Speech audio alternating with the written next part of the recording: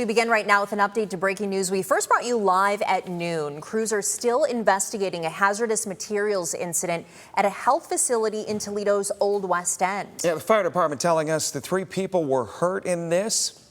Dominique O'Neill, live at the scene right now. Practice that. He's outside the Old West End Community Health Center. Dom, does the fire department know what kind of hazardous material this was? Jeff and Melissa, they do not know what it is at this time, but Toledo fire officials tell me the crews are investigating exactly what happened here at the Old West End Community Health Center. And they have ruled out a natural gas leak and believe it may be related to a medical or cleaning product, but the investigation is ongoing. Assistant Chief John Kaminsky tells me the building was evacuated just before 10 this morning, affecting dozens of employees. And he says 3 people were taken to the hospital with minor injuries, while 5 others were treated at the scene and not transported, and no firefighters were hurt. Yeah, we're not sure what we're dealing with exactly. It could be anything from a cleaning chemical to something else, but we're still trying to pin that down. We have our hazard materials team here that's going in and they're taking readings on our different meters. Again, trying to identify exactly what we're dealing with so we can mitigate it. And the building has been given the all clear, and right now we did try to talk to the health center earlier. They declined to talk. Reporting in Toledo, Dominique O'Neill, WTO 11. The Toledo Police Department released its mid-year crime statistics today. Some crime is trending up, some is down. Overall, city leaders say crime is declining. Anna Miller is on top of this story. Anna, what can you tell us about the numbers the city laid out for the first half of the year? Well, Melissa, homicides are trending down 25%. Mayor Wade Kapsakavich says this is a big number, although the number of people shot is up 12%. So far in 2026, 92 people have been shot in Toledo. The mayor and Chief Michael Trenley say the Old West End mass shooting in June, where 12 people were shot, is a telling impact in the number that's been reported. Leaders say as of now, the city is on pace for 24 to 25 homicides, but also tracking to have 50 fewer homicides than 5 years ago. Chief Trenley credits flock cameras, first responder programs, data-driven policing, and gun recovery efforts for this decrease. And the mayor says when you look at past years, homicide numbers continue to trend down. It is a night and day difference from where we were even 5 years ago. 5 years ago, and again, I know it's just one statistic, but in 2021, there were over 70 homicides in the city of Toledo. Halfway through 2026, we've had 12. Now again, don't get me wrong, we don't want any. Other types of crimes such as robbery and theft from motor vehicle are trending down, but auto theft and burglary are trending up, and we'll have more on that at 6 tonight. Reporting in studio, Anna Miller, WTOL 11.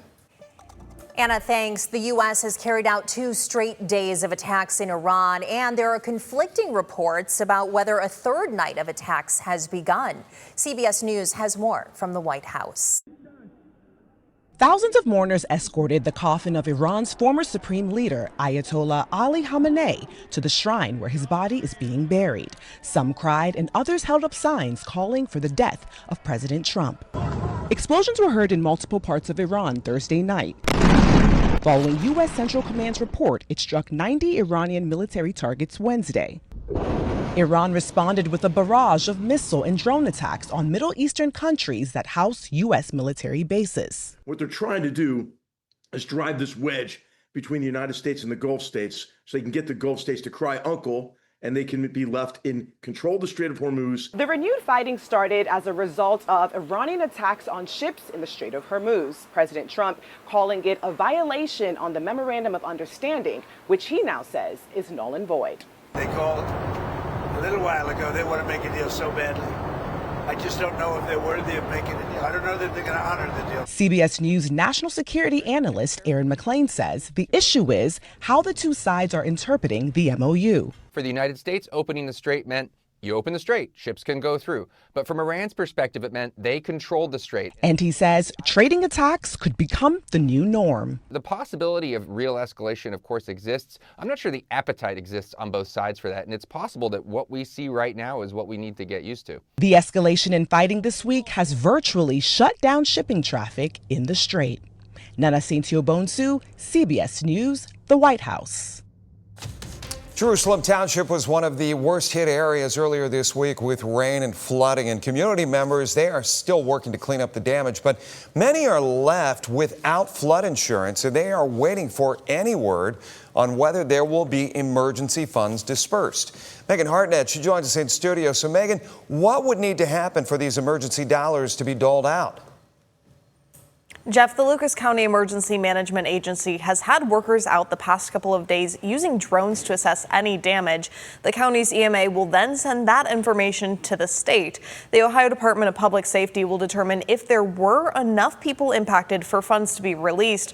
And right now, the department says they still need results from damage assessments, so they cannot determine if funding will be available. Farmers like Don Crickard and Chuck George in Jerusalem Township are hoping for at least some money to help with a flooded barn, damaged equipment, and lost crops. When they moved to the area, they were told they didn't need flood insurance, but now they've had inches of water stream through their property. When the rain started accumulating, they say they weren't sure what to do, but knew they wanted to keep all their animals safe. We went right here. This is our first concern. Was we didn't care if it got damaged, anything inside the house or anything. It just was making sure that they were okay first. And now we have to worry about getting them back to where they're going to be comfortable again and not stressed. Getting the air on them with this heat coming up and everything else, and trying to find the resources to cover that. When I was on the farm earlier today, there were still inches of water inside the barn, and their fans were damaged with water. Both say they have been in contact with township trustees and the county to try and figure out the next steps. Reporting in studio, Megan Hartnett, WTOL 11. Ottawa Hills Local Schools has a new interim superintendent. The school board has appointed Dr. William Miller to lead the district following the departure of Adam Fineske, who recently accepted the role of president and CEO of WGTE Public Media. Miller is no stranger to Ottawa Hills. He joined the district as a seventh grade English teacher in 2000 and most recently served as assistant superintendent of curriculum and instruction.